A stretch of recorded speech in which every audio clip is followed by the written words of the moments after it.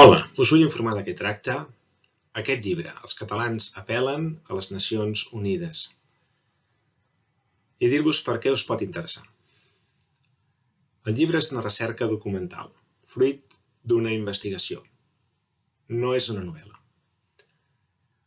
Em dic Andreu Marfull, soc investigador i professor universitari a Mèxic, abans arquitecte doctor en geografia i urbanista de professió.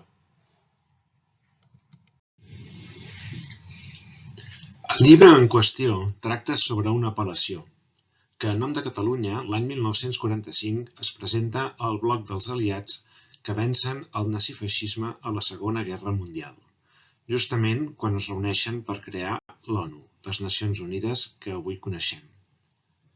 L'apel·lació es presenta des del continent americà, concretament des de Nova York, després que els mateixos autors hagin col·laborat amb els serveis d'intel·ligència nord-americans en contacte permanent amb Londres, on està el Consell Nacional de Catalunya i amb el coneixement del Foreign Office.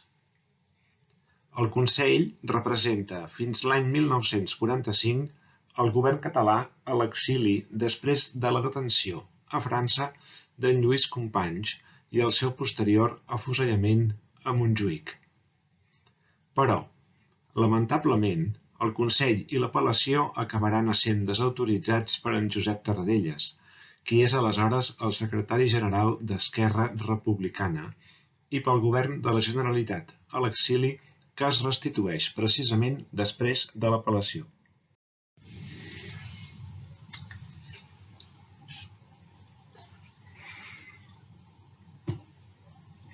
Bé, dit això, pensareu, i com és que això no es sabia i ara se n'ha fet aquest llibre? Doncs perquè ara en sabem més coses. Ha aparegut de forma fortuïta l'Arxiu dels Catalans de Nova York.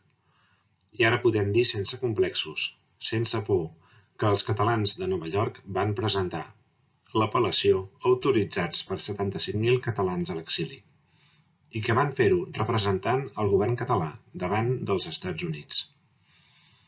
Però d'aquesta història no en sabíem els detalls perquè hi havia forces poderoses de caire geopolític internacional que per raons històriques no han permès fins ara que ningú se'n faci càrrec i tenen a veure amb el retorn a l'autonomisme monàrquic que avui en dia torna a reprimir i amenaçar els catalans.